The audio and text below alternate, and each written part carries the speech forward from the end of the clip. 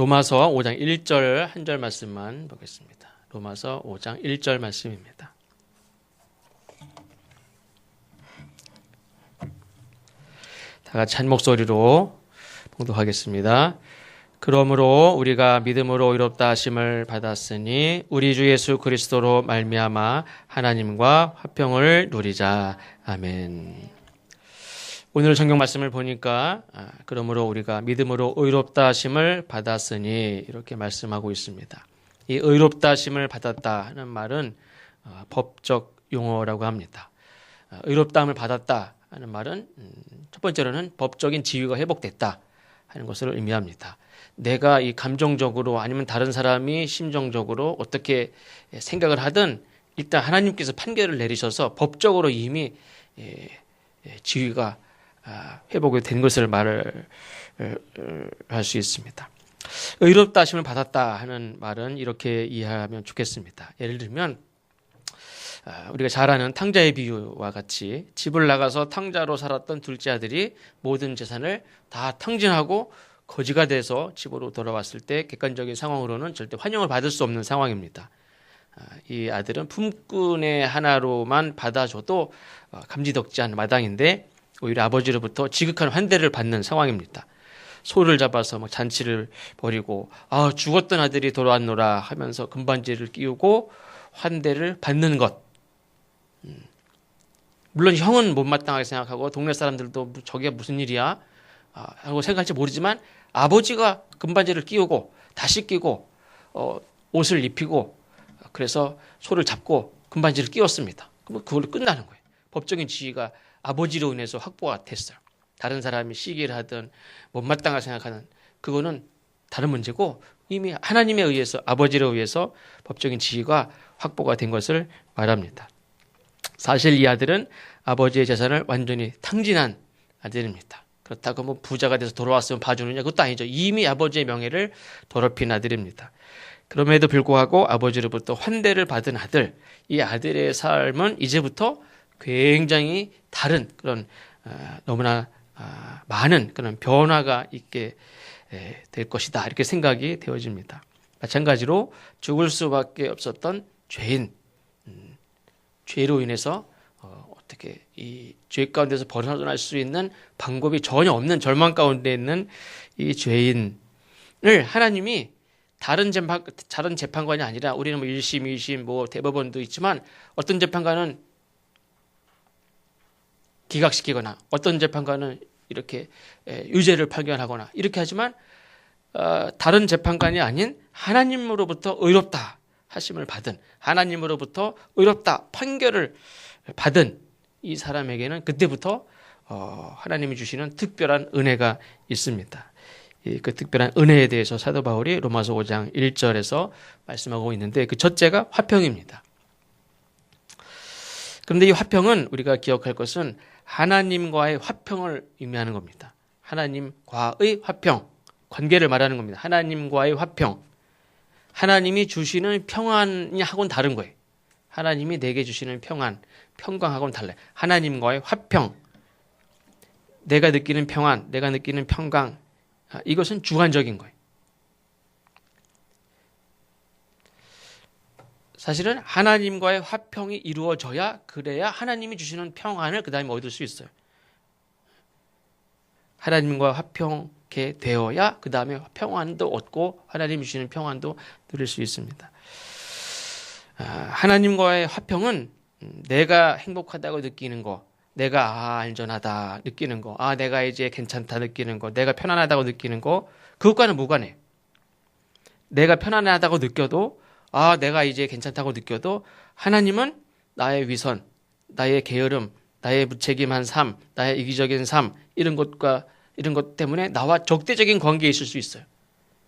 나는 마음이 평안한데 하나님은 나와 관계가 적대적인 관계예요.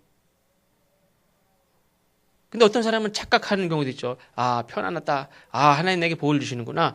내가 천세 만세를 누리겠구나. 그건 그거하고 하나님과의 화평과 내가 느끼는 평안하고는 별개입니다. 그래서 하나님과의 화평은 내가 느끼는 것과 상관없이 하나님과의 적대적인 관계가 있던 내가 하나님과 친밀한 관계로 바뀐 거, 회복된 거, 그거를 말합니다. 그리고 누리는 것이 또 평안을 누릴 수 있습니다.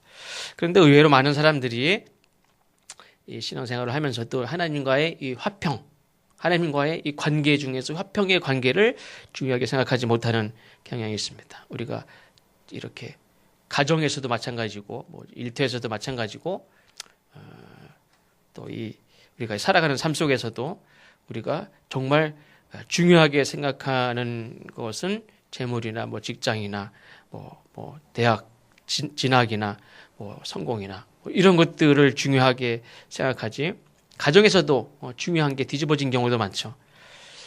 그렇다고 사람들이 화평을 원하지 않느냐? 그렇지 않죠. 화평을 원하지만 하나님과의 화평, 나아가서 사람들과의 화평을 이루지 못하고 누리지 못하고, 하나님과 화평을 누리지 못하고 또 그걸 이렇게 잃어버리고 깨뜨리는 경우가 많은데, 왜 그러냐? 돈이 없어서 그러냐? 우리는 돈이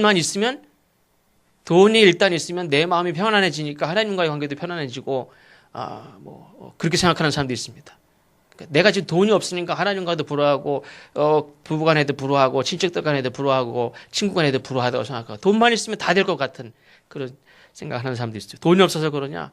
내가 지금 건강이 안 좋으니까 다 불화하냐? 내가 괜찮은 사람만 만나면 내가 그냥 다 괜찮아질 것 같으냐? 그렇지 않습니다. 근본적으로 화평을 누리지 못하는 거, 이미 하나님이 주신 화평을 잃어버리는 거, 그 이유는 성경에서 죄 때문이다, 이렇게 말합니다. 로마서 5장 1절 말씀을 우리가 보지만 사실은 로마서 1장부터 4장 말씀이 다 죄에 대한 말씀입니다. 모든 사람이 죄인이고, 그러나 그 가운데 죄를 가리우심을 받은 자가 복되다. 우리 누구냐? 죄를 가리움을 받은 하나님의 은혜 가운데 있는 자들.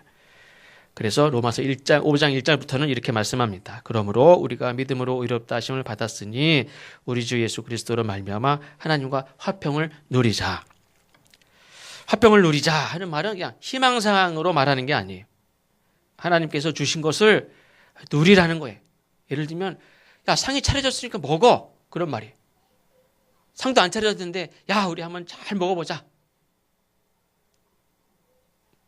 먹을 것도 없는데 뭘 먹어요? 우리 잘 살아보자. 그럴 수 있죠. 우리가 잘 살아보자. 잘 살아보면, 그건 우리가 어떤 결심도 될 수 있고, 한번 우리 삶의 태도를 그렇게 잘 살아보자. 가질 수 있어요. 근데 하나님과의 화평을 누리자. 이 말은 잘 살아보자. 이런 의미가 아니에요. 하나님이 이미 주신 것을, 야, 차려놨으니까 먹어. 그런 말이에요. 화평은 히브리어로 샬롬, 또 헬라어로는 에이레네, 이렇게 말합니다. 이거는 정치적인 의미로는 전쟁이 끝난 상태, 더 이상 분쟁이 없는 상태, 다툼이 없는 상태를 의미합니다. 그러나 진정한 의미로 화평은 싸움이 없다고, 갈등이 없다고 화평이 아닙니다. 진정한 하나님이 우리에게 이렇게 누리게 하려고 하는 화평은 싸움이 없잖아요. 그럼 괜찮은 거 아니에요? 갈등이 없으니까 괜찮은 거 아닌가? 이 정도면 화평이 아닌가? 그게 화평이 아니에요. 하나님은 우리에게 주는 화평은 우리가 충분히 하나님이 주시는 것을 누려도 괜찮은 합당한 사람이다. 저는 그런 하나님 주시는 그런 화평을, 즐거움을, 기쁨을 누릴 자격이 없어요. 저는 그냥 여기서 손들고 있겠습니다. 저는 그냥 고행을 할래요. 저는 그냥 밥 조금만 먹을래요. 저는 그냥 가서 청소나 시켜줘도 다행입니다. 그게 아니에요. 하나님은 우리에게 화평을 누리라. 사도 바울이 말한 것은 그거를 누려도 충분히 괜찮다, 합당하다. 의로우심을 받았다는 말은 합당하다는 거예요. 근데 우리 자신이 그 용납이 안 되죠. 그거를 하나님이 주신 차려놓은 거를 먹어도 되나? 내가 이렇게 맛있게 잘 먹어도 되나? 옛날에는 그 먹고 쉬고 즐거워하는 게 사치고 죄일 때가 있었어요. 그러나 지금은 하나님이 먹어도 된다. 즐거워하고 기뻐하고 하나님과 더불어 기뻐하고 하나님과 화평을 누려라, 그런 말이에요. 그리고 서로 주 안에서 누려야 될 화평을 실제로 누려라 하는 말씀입니다. 그래서 하나님이 우리에게 정말 원하는 것도 그것입니다. 하나님께서 날마다 우리에게 원하는 것은 그때 제가 잘못했습니다. 반복된 죄의 고백이 아니에요. 죄의 대가로 그냥 고행의 삶을 사는 것을 하나님 원하시는 게 아니에요. 어떤 사람은 옛날 이스라엘 백성들이 그랬죠.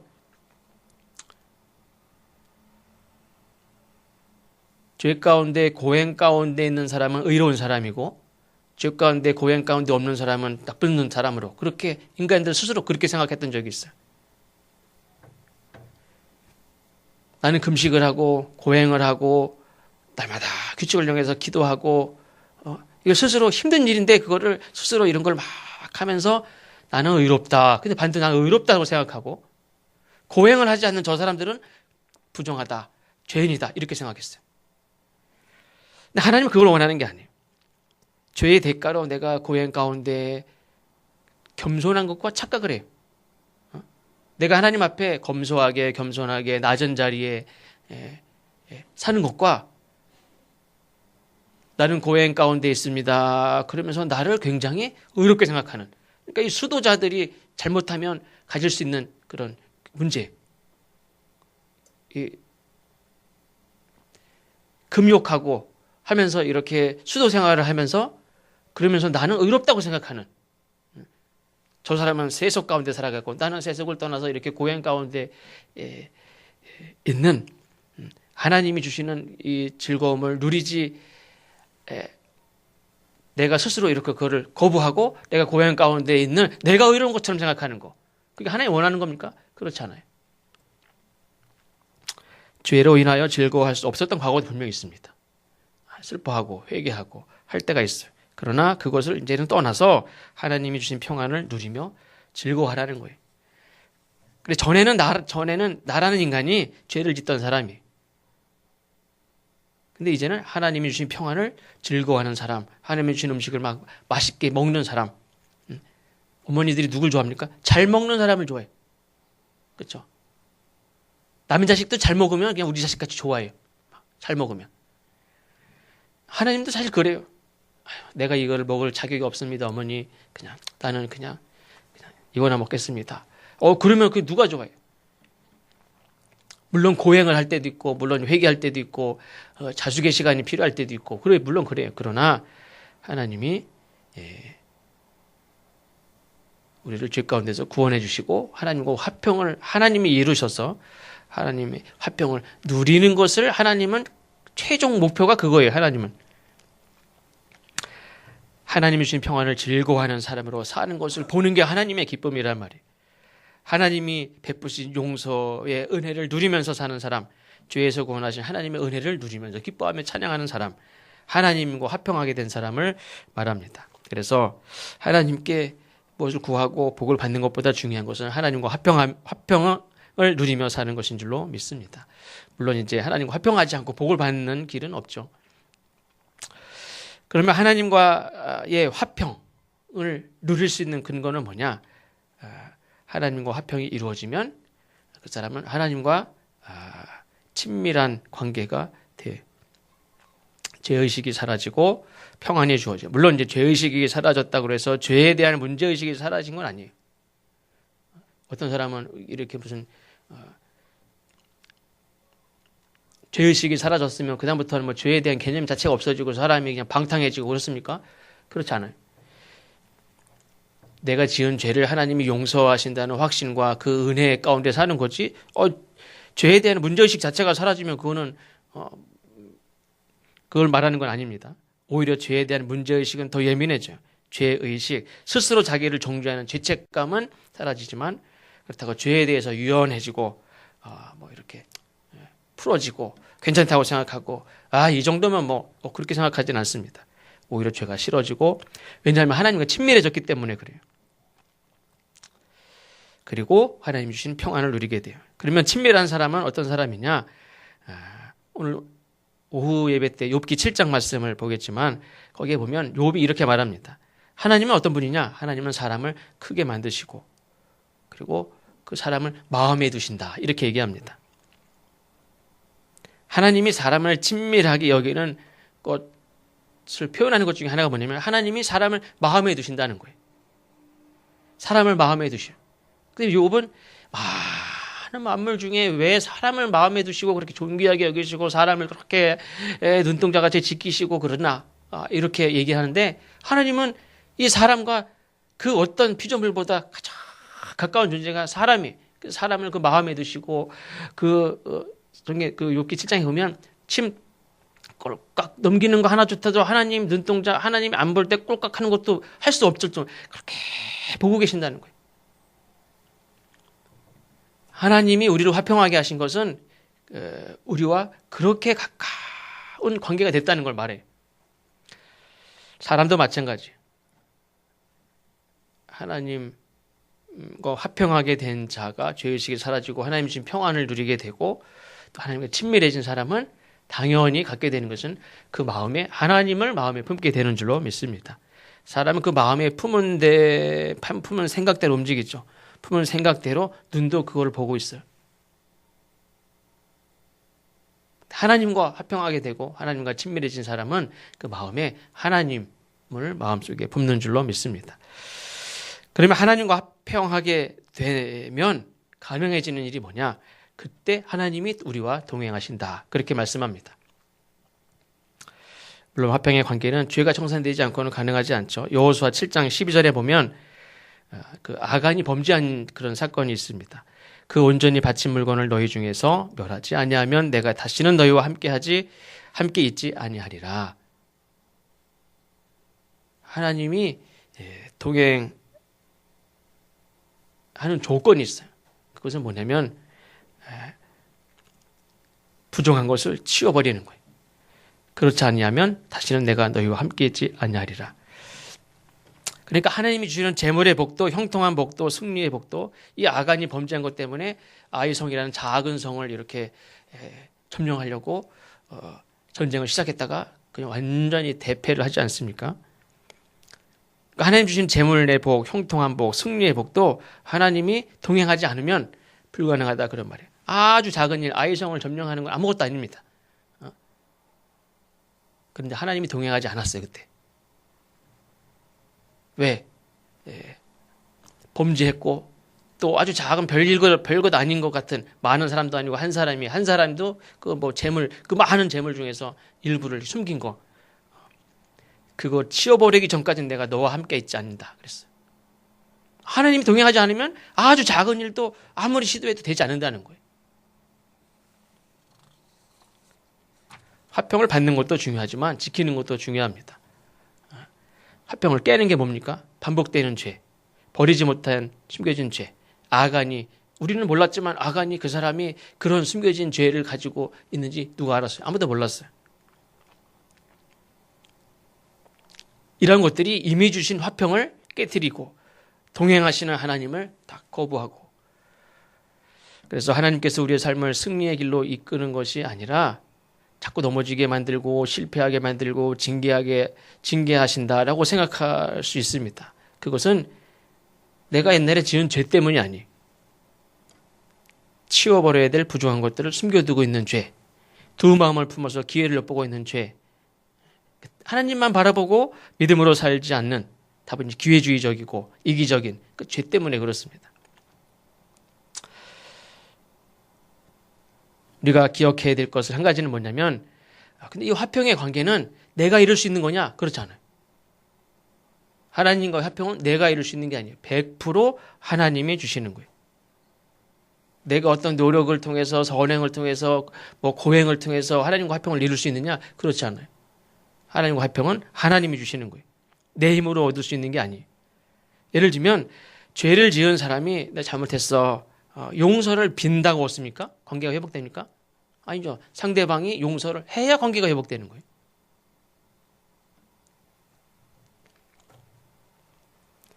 하나님이 의롭다고 해야 그게 관계가 회복이 되는 거예요. 우리도 마찬가지. 내 고행이나 어떤 내가 자숙의 시간을 내가 충분히 이 정도면 됐는데 라고 시간을 갖는다고 얻어지는 게 아니에요. 화평은 내가 아니라 하나님이 주시는 것이다. 하나님이 이미 주셨다. 사도 바울은 우리는 누구냐? 죄를 가리움받은 존재다. 용서받은 존재. 의롭게 된 존재. 그래서 우리가 이제부터 살아가는 삶은 하나님이 주신 화평을 이제는 누리는 삶을 살아야 된다. 이렇게 말씀하고 있어요. 이 화평은 사도 바울이 말씀하는 것은 요한복음 14장 6절에 보면 예수님이 이렇게 말씀하셨죠. 내가 곧 길이요 진리요 생명이니 나를 말미암지 않고는 아버지께로 올 자가 없느니라. 하나님과 화평은 예수 그리스도의 십자가로만 화평케 하셨다는 것을 성경에서 말씀하고 있습니다. 그러니까 이건 하나님이 이루신 일이지, 하나님이 독생자를 십자가에 죽게 하신 것은 하나님이 하신 일이지 내가 뭐 100일 기도를 드린다고 된 일이 아니란 말이에요.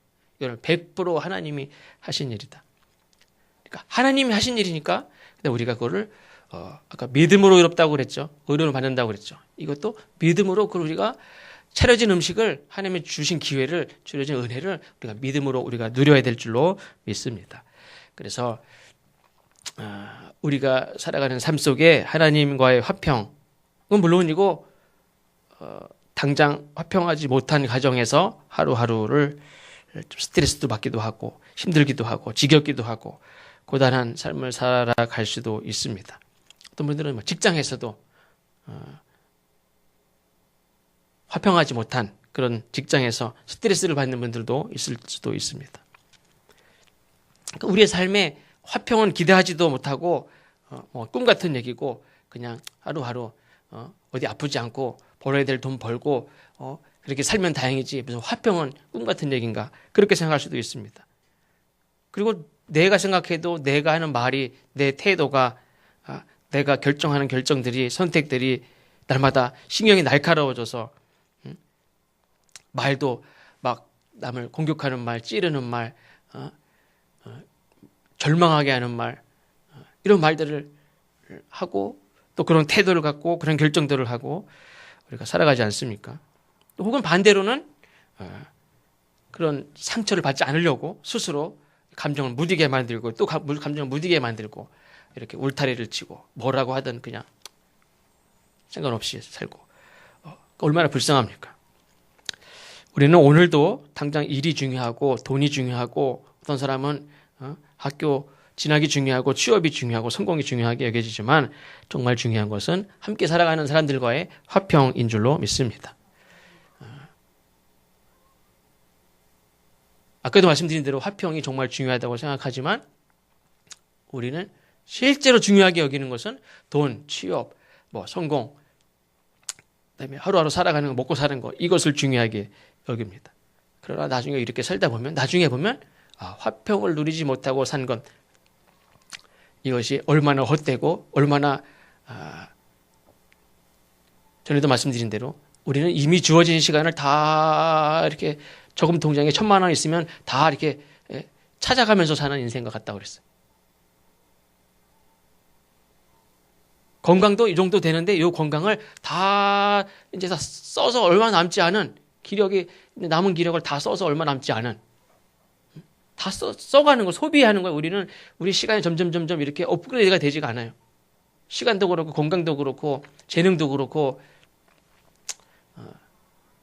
돈도 그렇고 업그레이드가 되지 않고 계속 있는 거 가지고 다 까먹으면서 사는 거예요. 근데 그거에 우리 매달려 살고 있습니다. 중요한 것은 하나님과 화평이고 더불어 살아가는 자들과 화평을 이루며 사는 것인 줄로 믿습니다. 이런 화평을 이루기 위해서는 먼저 하나님과의 화평을 이루어야 돼요. 그래서 하나님 주신 화평을 믿음으로 받아들여야 되고 믿음으로 누려야 되는 줄로 믿습니다. 그래야 사람들과도 화평을 누릴 수 있어요. 내가 죄의식에 계속 사로잡혀 있고 내가 염려에 계속 사로잡혀 있으면 나와 더불어 살아가는 사람들과 화평을 누릴 수가 없어요. 반드시 영향을 끼치게 돼 있어요. 내가 죄의식에 사로잡혀 있고 내가 염려에 사로잡혀 있고 내가 돈에 벌벌벌 떨고 전에 그런 한번 예화 말씀드린 적 있죠. 어떤 목사님이 이렇게 미국에 유학을 하면서 이제 아이들 둘을 데리고 자녀를 데리고 미국 가서 공부를 하고 사모님 일을 하고 또 목사님도 알바를 하고 그렇게 사니까 돈 한 푼 한 푼이 너무너무 귀하고 힘들고 근데 거기는 의료보험이 너무너무 우리나라하고는 천지 차이로 비싸고 아파도 너무 의료비가 비싸서 막 벌벌 떠는 그런 곳이니까 아프면 안 돼. 돈 버는 것보다도 아프면 그냥 왕창 돈이 나가요. 그러니까 병원 안 갈 수도 없고 아프면 안 돼. 그러니까 어떤 그 딸인가 아이가 아픈데 말도 못하고 막 있다가 나중에 너 왜 이렇게 아픈데 말도 안 했냐? 아, 나 아프면 안 되잖아. 그럼 우리 집 돈도 없는데 아프면. 그게 목사님 가정인데 이 사람들이 다 뭐에 제일 그거에 벌 떨고 있습니까? 돈. 아프면 안 돼. 어? 우리 돈 없으면 큰일 나. 돈 없으면 큰일 나. 그때 굉장히 회개를 했다고 하는 얘기를 제가 이렇게 책에서 읽은 적이 있습니다. 우리도 그렇게 살지 않습니까? 염려에 살고 돈에 벌벌 떨며 살고 내가 하나님과의 평화를 누리지 못하면 화평을 누리지 못하면 내 자녀가 그렇게 돈에 벌벌 떨고 걱정하면서 살고 염려하면서 살고 뭐가 중요한지 모르고 살고 내가 그렇게 살면 나와 함께 사는 사람들을 힘들게 전혀 헛된 것에 그냥 벌벌 떨게 만들어요. 하나님이 우리를 부르신 것은 화평케 하라고 부르신 줄로 믿습니다. 화평케 하는 자가 하나님의 자녀라고 일컬음을 받는다고 그랬어요. 오늘도 우리를 화평케 하는 역할을 감당하라고 부르신 줄로 믿습니다. 하나님이 나와 화평하게 하신 거, 하나님이 나는 죄인인데 하나님과 적대적인 관계인데 하나님이 우리를 용서하시면서 내 안에서 평안을 누리고 기뻐하고 감사하고 염려하지 말고 담대하라고 하나님과 화평하게 하시고 그걸 누리라고 하신 이유는 그 사람이 나가서 많은 사람들과 또 화평을 이루고 하나님과 화평케 하는 일들을 감당하게 하라고 우리를 하나님의 기쁨을 누리라고 감사하라고 염려하지 말라고 너까지 죄 때문에 너까지 돈 때문에 너까지 질병 때문에 막 이렇게 살면 그 사람이 어떻게 다른 사람을 화평하게 하고 하나님과 화평하게 하도록 하는 일을 하겠습니까? 먼저 하나님과 화목해야 될 줄로 믿습니다. 하나님이 이미 허락하신 화평을 누려야 될 줄로 믿습니다. 죄의식, 무의미한 그런 고행, 숨겨진 죄, 두 마음을 품고 살아가는 그런 이중적인 삶 이런 거 다 벗어나야 되고 치워버려야 될 거 치워버리고 정직하게 하나님 앞에 나가서 하나님의 누리라고 하는 것 죄의식을 가지고가 아니라 은혜의 감사한 마음으로 누리면 하나님께서 그때 동행하실 줄로 믿습니다. 그리고 승리하게도 하시고 형통하게 하시는 복을 주실 줄로 믿습니다. 우리를 먼저 성공하게 하시고 먼저 부유하게 하시고 먼저 형통하게 하시면 그때 내가 하나님의 화평을 받아들이는 겁니까? 그렇지 않아요. 믿음은 내가 돈을 만진 다음에 화평을 받아들이는 게 아니에요. 내가 높은 자리에 올라간 다음에 하나님의 화평을 받아들이는 게 아니에요.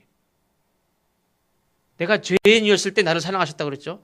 그거를 여전히 난 죄인이에요. 근데 그걸 받아들이는 거예요. 날 용서하신 걸. 믿음으로 하나님 허락하신 화평을 받아 누리면 하나님 주신 것을 먹으면 그거를 먹으면서 좋아하면 기뻐하면 하나님의 즐거움에 참여하면 그러면 하나님이 동행하시고 맛있게 먹으면 그 다음부터 하나님이 동행하시고 그 다음부터 승리를 주시고 그 다음부터 형통한 복을 주시는 줄로 믿습니다. 그래서 형통한 걸 봐야 하나님과 화평을 인정하는 건 그건 믿음이 아니에요. 먼저 하나님 우리 화평하게 하셨다는 것을 우리의 죄를 용서하시고 예수님이 십자가에 죽으신 것을 믿는 게 뭡니까?